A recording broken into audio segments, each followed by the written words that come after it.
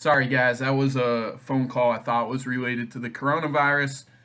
So I had to take it. But hopefully this will continue on one video. If not, I'm gonna send you two videos. So the first one was about 5 minutes, and then I'll pick up um, if this is gonna make me send in two videos. Okay, so we're gonna go ahead and continue taking some notes here.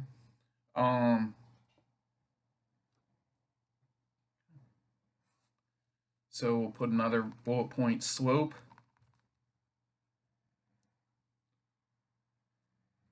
is written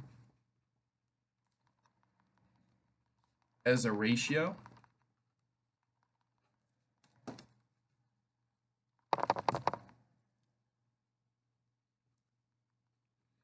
of the vertical change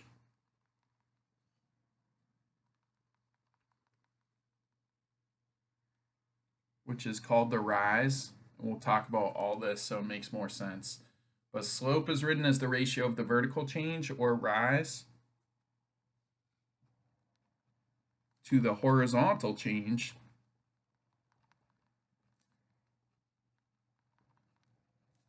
which is also called the run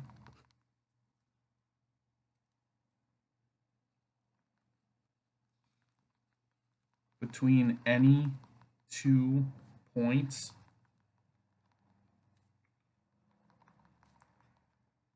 on a line. Okay, now obviously if you have this page printed out, you could fast forward through some of that and get those words down quicker. I'm just assuming I'm working from a standpoint of people who don't have the chance to print that out each day, okay, which would be probably the norm because I know we cannot hear. All right, so next, this remains constant for any 2 points on the same line. So this remains constant for any 2 points on the same line. Okay, so I'm just going to write down there's a constant slope for lines. Okay, sometimes you call a line like a linear equation. Go line linear. Okay. Slope is written as a fraction in simplest form, which is reduced. So let's put another bullet point that says slope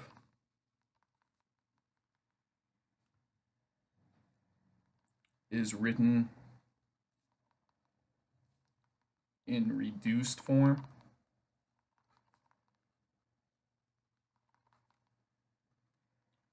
As a fraction. And I flip those around from the way they're written on your paper. If you're following this paper, it says slope is written as a fraction in reduced form. So I just flip that around. Slope is written in reduced form as a fraction.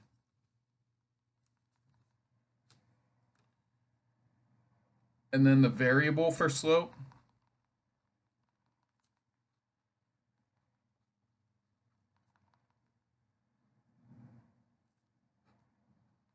is m. And we'll talk about what that means later. Okay, this may not make a whole ton of sense today. I will start to make some sense today, but there's several lessons that are going to run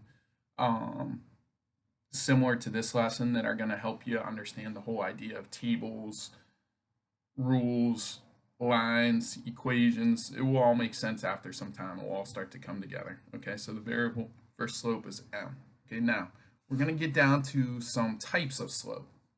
All right, so types of slope, you have something that goes like this, and that's a positive slope. You have something that goes like this, and that's a negative slope. You have something that goes like this, which is a zero slope. And then you have something that goes like this, like when it's vertical, just straight up and down. Then that's what you call undefined. Right. So you got positive, negative, zero, and undefined. Now, the way I help keep positive and negative straightened out in my mind is I always move left to right like you're reading a book. So if you're moving this way, like from where my pencil is, and you're just like running, you take a little person and you run them in that direction. kind of like you're reading a book, then in this case he would have to run uphill, so that's positive, right? But if he's running this way, say you put the man here and he was running in this direction, he'd have to run downhill or negative. So you always have to think like the way you're reading a book, okay, this way. So this would be a positive slope, you're going uphill. Whereas the second one, if you go the way you're reading a book, you'd be going downhill, or that would be a negative slope. All right. And once again, that will start to make more sense in a little bit too. All right. So we're going to now come, once again, if I'm moving too fast, just go ahead and pause this. But we're going to come down to this part on your paper, which is to find the slope of each line. To find the slope of each line. Now, we're going to have to bounce back and forth a little bit from this paper to our blank paper. So you're going to need to be patient with me here. All right. So for number 1, we need to find the slope. All right. So let's go ahead and write down a number 1 here on our paper. Then we'll put a 3 here, a 2 here, and a 4 here, just so we have enough space. So 1, 2, 3, and 4. If you had to go on the back, I guess you could. You would just have to take me more pictures and send them to me as part of the assignment. But I'm going to try to keep it on this first page here. So it says over here, finding the slope on a graph, or m equals. Okay. So like on this one, number 1, to find the slope, or the m, okay, the slope is found by the rise over the run. And we talked about this briefly in class, okay, where on a problem like this, which I'm going to reproduce here by drawing my xy axis,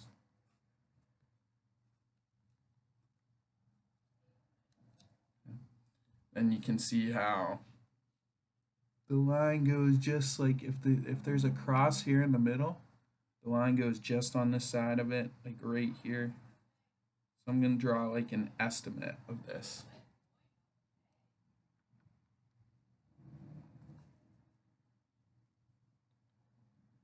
So if you guys can go ahead, draw in your y-axis, your x-axis, and then just try to reproduce this as close as possible.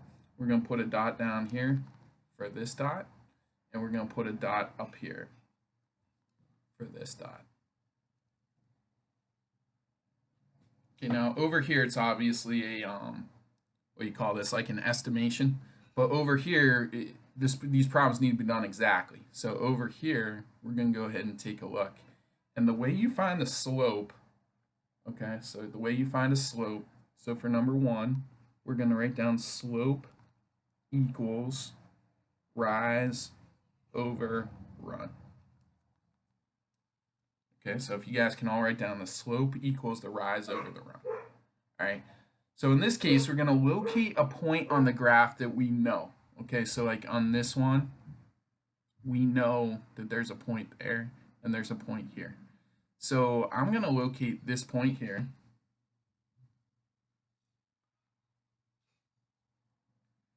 And I'm going to run to the right, kind of like we did here, where we ran in a positive in the same direction like you would read a book. So I'm going to pretend like I'm a little person here, and I'm going to run units to the right, okay, the way we read a book. So here's 1 unit, 2, 3, 4, and 5 units, and I'm going to stop there. So I just ran 1, 2, 3, 4, 5 units to the right. Okay, the reason I stopped there was I noticed that there's a dot up here. So I could have stopped after 4, but then I would have had to gone up 1, 2, 3, and like a little more than 3, so that would have been difficult for me. So I just ran 1, 2, 3, 4, 5, because I knew that when I come up, which I'll explain in a second, when I come up, I'm going to hit that line directly, which is what I want to happen. So I ran over 1, 2, 3, 4, 5. And now I have to rise up 1, 2, 3, 4 before I hit that line again. So there's a ratio of 5 runs to 4 rises. Okay, so if I come over here and I show over here 1, 2, 3, 4, 5, and then coming up 1, 2, 3, 4. Okay, then I know that my rise was 4, right? 1, 2, 3, 4. My rise was 4, and my run was 1, 2, 3, 4, 5. So my slope on this one is going to be 4/5. So a rise of 4, 1, 2, 3, 4, and a run of 1, 2, 3, 4, 5.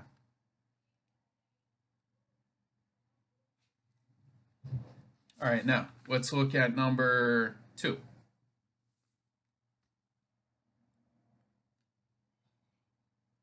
All right, so for number 2, we're going to go ahead and sketch the rough, right, just an estimation of what's happening over here. So our XY axis. And then in this case, we know that the line hits down here somewhere. Then there's another one up here somewhere. So our line looks something like that. So here's our Y, here's our X. And if you printed out this paper, then obviously you can write it right on your paper, or it's already written, so you would just have to do your markings there. But let's pretend like you don't have that ability and you need to do it like this. Okay, so now let's write down again your slope equals your rise over your run.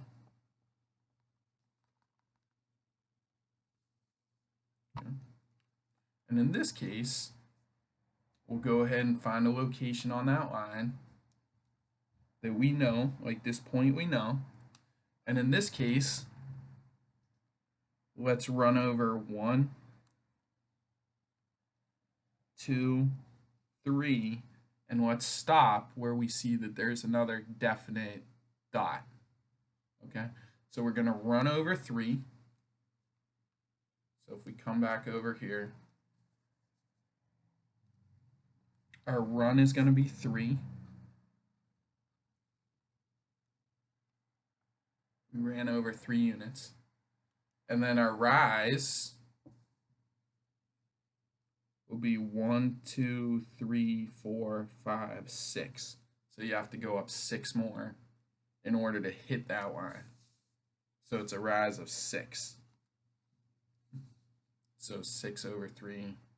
In that case, our slope will be a slope of 2. 6 divided by 3 is 2. So in this case, it's a whole number. Over here was a fraction. So our rise over our run in this case would be a run of 3, 1, 2, 3, and a rise of 1, 2, 3, 4, 5, 6. So 6 over 3.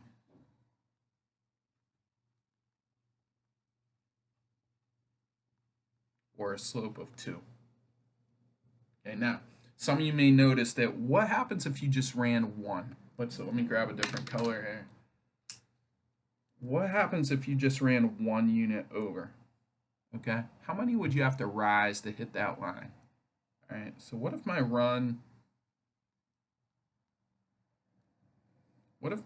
I chose to make my run a run of 1? Well, then I would have had to rise 1, 2. I would have had to rise 1, 2 to hit that line, and it actually hits there. So 2 divided by 1 is 2. So you get the same thing if you ran 1 part here. Okay. The only reason we couldn't do that one with this situation is because if I ran 1 here, then my rise, there's no way of estimating that that would have been 4/5 because it just hit somewhere there. So that's why I had to run over until I knew there was a point here. Okay. Over here, it's wiser to run over till you know there's a point. And I knew there was a point here, so my slope will be 2. Okay, now, these two, if you just look at it generically, the two, or kind of from far away, the two that we just did, if you had a guy running this way, he's running uphill. If you had a guy running this way, he's running uphill. So those are positive slopes, a slope of 2. And this one was on the other paper was 4/5. So, but it's positive 4/5, right? And it's positive 2. So these are positive slopes. Now on these ones here, these are going to be negative slopes because if you were running from this direction, left to right, you'd be running downhill here. And if your little guy was running here, he'd be running downhill when he hits the So these are going to be, if we do it right, these slopes have to be negative, okay? So let's go ahead and try number 3.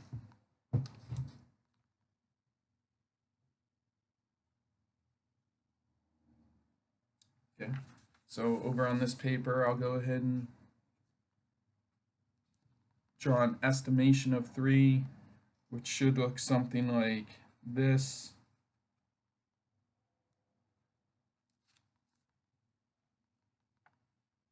Okay. So in this case, we'll pick a point. Now, the important part here is you still have to run. You always run left to right. That's the important part. So we still have to run this way.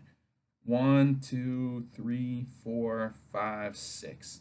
So I'm running over 6 units horizontally, okay? From that point. 1, 2. Why don't I run this way? Well, because that would be like a run of -6. We don't want to mess with that. Plus, if you ran this way, you'd have no point of seeing where that graph hit. So I'm going to find a point. I'm not going to find this point and run this way because I can't get back to the line. I'm going to pick this point and run this way. So I'm going to pick this point and run 1, 2, 3, 4, 5, 6. And then I'm going to rise -2 because it's not really a rise in this case. A rise would be this way, but in this case it's going to be a drop. So a rise of not +2, but -2. So in this case, my rise over my run would be, my rise would be a drop of 2. So we're going to write that as -2. And then my run would be a run of from 1, 2, 3, 4, 5, 6. So my run would be 6.